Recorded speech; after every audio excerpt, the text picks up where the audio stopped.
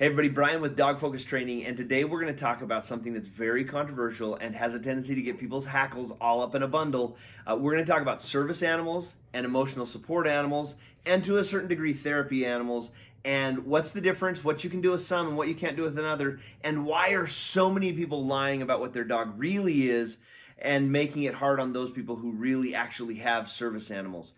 So before we get into the video, let me just please, if you haven't already, please hit the subscribe button.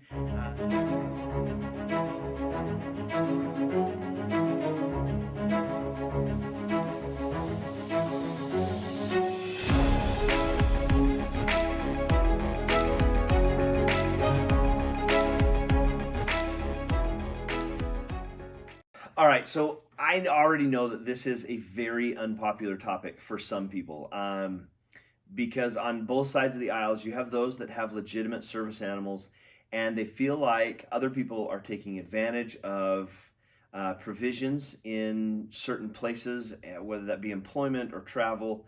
And some people who don't necessarily have a service dog are calling their dog a service dog so they can, quite frankly, cheat the system.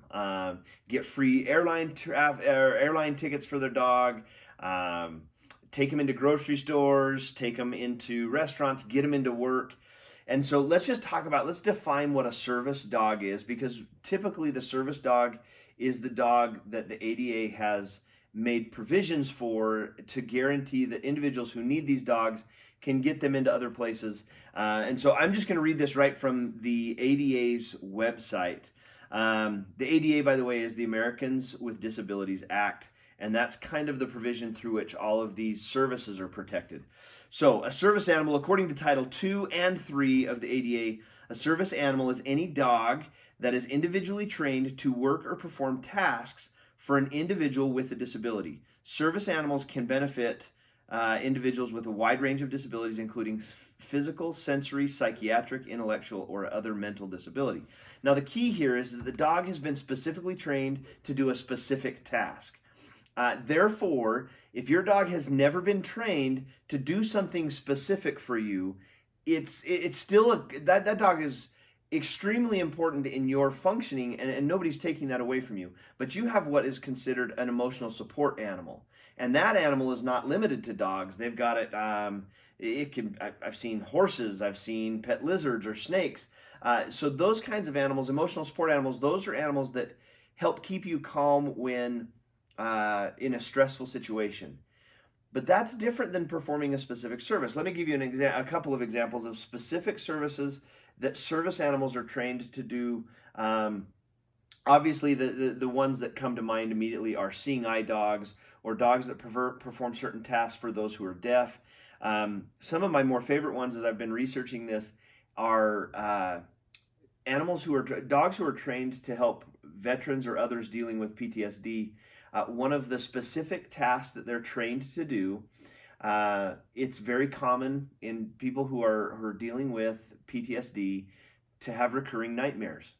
And a dog is trained to sleep by their owner's bed, and when they see that person going into fitful sleep or tossing and turning or talking in sleep, whatever the indicator is that the nightmare is stopping, the specific task that the dog is trained to do is to get onto the bed and either wake up or just calm the person with their presence. That's a very specific task, and that's what qualifies that dog. That's what takes that dog out of the emotional support arena and gets them into the service arena. Another specific task for children who are on the autism spectrum. There are lots. Dogs are being trained more and more to help young people in that situation. So, for example, it's not uncommon for a child on the autism spectrum to bolt, see something that catches their attention, and with total disregard to anything else that's going on, a busy street, a shopping center where there's tons of people, it's not uncommon for them to bolt away to go find something and then discover that they're in danger because of traffic or they're separated from their parents. And so some dogs have been trained specifically to essentially hold still. And then you put a belt around the child and attach that to the harness of the dog, And then when the parents are shopping, or they're standing on the sidewalk waiting for the crosswalk to go, or any number of situations, that dog sits and holds still. And if the child bolts off, the dog is trained to hold his ground. Hey, Rim. And so, again, it's a specific service, it's a specific action that that dog has been trained to do for that person's very specific disability, for that person's specific need. And it's what removes these dogs out of the realm of emotional support and into service. And so let me just keep going down here. Some of the things, according to the ADA, some of the things that service animals can do. Alerting a person with hearing loss to sounds, doorbells, cars, etc., other people. Assisting individuals who are blind or have low vision with navigation. Assisting an individual with seizures. Reminding a person to take medication. Providing physical support and assistance with balance and stability to individuals with mobility disabilities. Helping individuals with psychiatric or neurological disabilities by preventing or interrupting impulsive or destructive behaviors. Oh, that's one of my favorite ones. It's really common for individuals with certain disabilities to go into what they call a repetitive, I believe they call it a repetitive behavior loop. So they start saying the same thing over and over and over again, and they can't, for whatever reason, that person's mind can't break that loop. Well, trainers have learned how to train dogs to identify that repetitive behavior loop, and then then the dog knows to go and bump the individual, or tug on the leash, do something physical that forces the person to turn their attention and their behavior to the animal, and it helps interrupt that cycle, so they can then continue on with a conversation or with a duty at work or any number of other tasks that behavior loop was taking them away from. So another one of my favorite examples of what a service animal can do. Now, service animals, where can they go? Pretty much anywhere. You're starting to see a lot of signs when people put up signs that say service animals welcome but no pets. That's common in a lot of grocery stores. There was a time when you couldn't take dogs into grocery stores or eating establishments, especially Labradors, Golden Retrievers. They shed everywhere, and it gets hair in their hair in food, and then it becomes a sanitary issue. Well, these provisions in the ADA, Title 2 and 3, allowed service animals to go into restaurants and other places where they've typically been forbidden. Hospitals are another example. How do you know if a service animal is really a service animal? This is for everyone else. When we're looking at somebody going, yeah, that's probably not a service animal. You probably got that service animal jacket off of Amazon, and it's probably not real. They probably haven't been trained. This is a super tricky question, because according to the ADA, a person with a disability cannot be required or forced to disclose to you the particular nature of their disability. Telling you what the dog does for them could be an example. It would be a roundabout way of them being forced to disclose to you their disability. And so it does become a really, really tricky question. All right, so the next thing we kind of have to deal with is, how do I know if my dog is classified as a service animal or one of the other classifications, an emotional support dog or a therapy dog? We'll talk about the other two in another video, but right now I want to talk specifically about the service dog, because it goes back to an experience I had when I was traveling about a month ago. It's kind of why I started looking into this.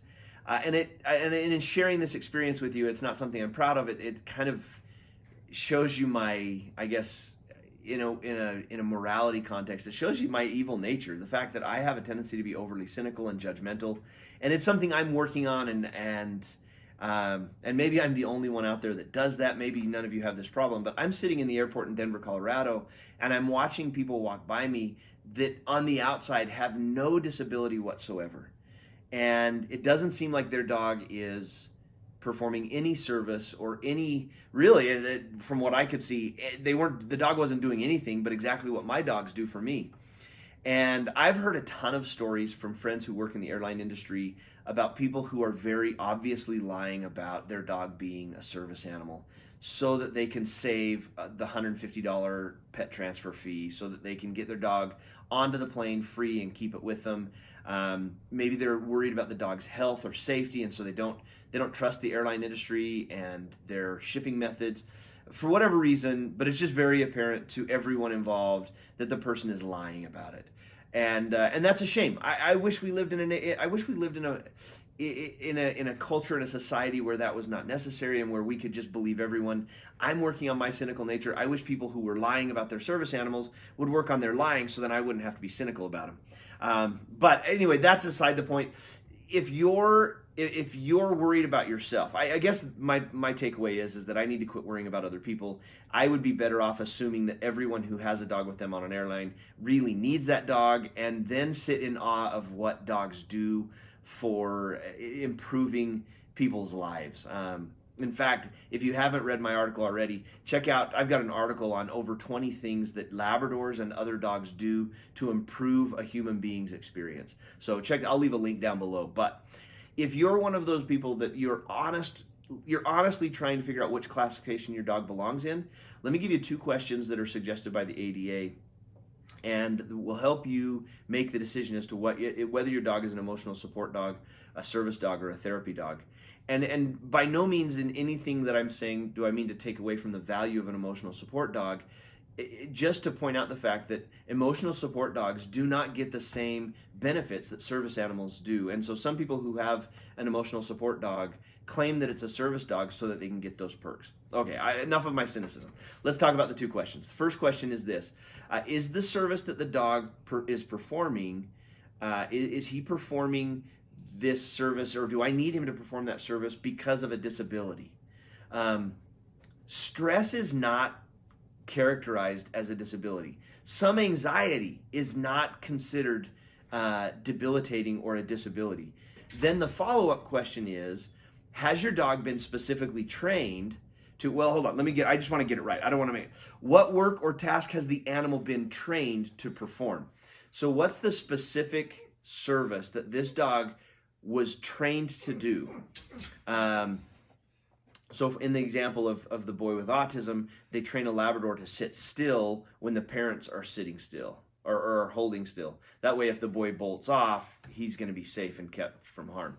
That's a very specific task that dog receives specific training to be able to perform. And so I don't know that we can consider a dog that calms your nerves because you're petting him. The dog hasn't been trained to do that. It's just one of the very well-documented benefits that we get from having a pet. It's just one of the awesome things that these animals do for us in our lives. So those are the 2 questions that you need to answer for yourself. Like I say, in a lot of places, there's no formal certification that's required for a service animal. This is one of the reasons why people can get away with it.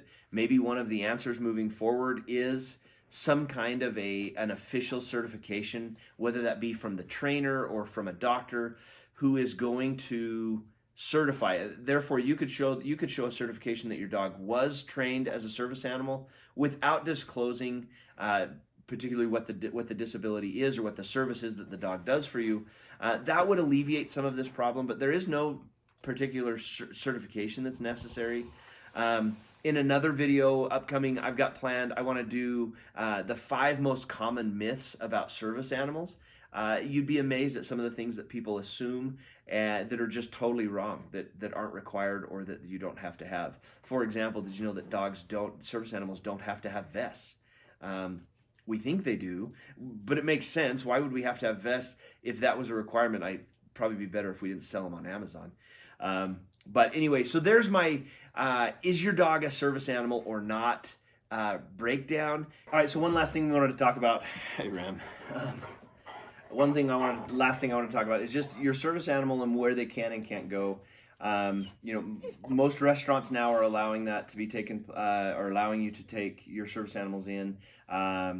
Hospitals, you can do that now, although there are some places in the hospital where, depending on the nature of the area and what's being done there, if the hospital staff deems that it's unhealthy or unsafe for those that are being treated, they can bar entrance to your service animal beyond because of the health concerns for those that are being treated. Work is a tricky issue. Can you take your dog to work? That becomes tricky because Title I and II, which deal with service animals, don't cover employment. Title I covers with employment. And so Title I says that service animals are considered a reasonable accommodation, and that reasonable accommodations must be requested by the person with the disability. But the employer is not obligated to provide the reasonable accommodation if there is appropriate alternatives or if the request presents an undue hardship. Requests for reasonable accommodations are considered by the employer on a case-by-case basis and is an interactive process. I'll put a link down that'll deal more with taking your service animal to work. But really kind of the idea is your service animal going to be in the way and impede the process of the work? For example, if I'm working on a factory, some kind of an assembly line where there's a lot of moving parts, I could see an employer being concerned about the dog being in the way and liability if there was somebody that was injured. That would be very different than if I owned, some kind of an accounting firm and my employees spend their whole day in cubicles and the dog could lay at my feet. That's a very different circumstance. So that's just one of the reasons why the ADA doesn't allow or doesn't provide a clear, hard answer in every situation. If you've got, there's just every workplace is different, and a service animal in a workplace in one place might not make any difference at all, and in another place it could absolutely disrupt what the business is trying to accomplish. And so it doesn't make sense for them to make a provision for you to take an animal to work that's now going to cost the business owner money, and in the long term affect you as well. As an employee, it's in your best interest that the business succeeds and thrives. It doesn't make any sense for you to insist on something happening in the workplace that's going to be a detriment to the business, that could cause the business to cut back and thereby lead to your own, losing your own job. So the key here is just communication. And if you have a service animal, the key in probably every situation is just going to be to calmly and patiently communicate to the best of your ability and to the best of your comfort level what it is that your dog does, and how the two of you, whoever it is that's involved, how the two parties can work together so that your service animal can be with you without being an intrusion. Thanks for watching the video. I am really fascinated with this subject. I am doing my very best to try and assume that everybody with a service animal vest really is a service animal. And I thought maybe I'd do the video just as a way to get this information out there, because it's possible that there are some people who legitimately think their dog is a service animal when it isn't. And so now you kind of have at least a starting point. I've got a bunch of links down in the bottom to ADA sources and other sources that will help you make that decision as to which classification your dog fits into. Hey, thanks for watching the video. Now let me just tell you really briefly about a brand new dog training system that we're going to roll out in the next few weeks. I'm super excited about it. We've got a webinar planned that will go into depth about the training system and about what the pros and the cons are. But just kind of to summarize, in my opinion, it is the most comprehensive. It's the most affordable. It is the most well-balanced approach to dog training that you could possibly use. This is your ticket to having that dog. The one in the neighborhood that everyone raves about, everyone's jealous of, because it's just exactly what everyone thinks they're going to get when they get their dog, when they bring it home as a puppy, and nobody ever gets it because they just don't have the guidance. They don't have the structure that a lot of dog training, online training programs lack. And they don't have the time to always run down to PetSmart or Petco or whoever's doing the in-house on-location dog training courses. So keep your eye out for that. We'll be posting more information over the next couple weeks in the videos that we release. So if you haven't already, again, just a reminder, please hit subscribe, and I'll see you in the next video.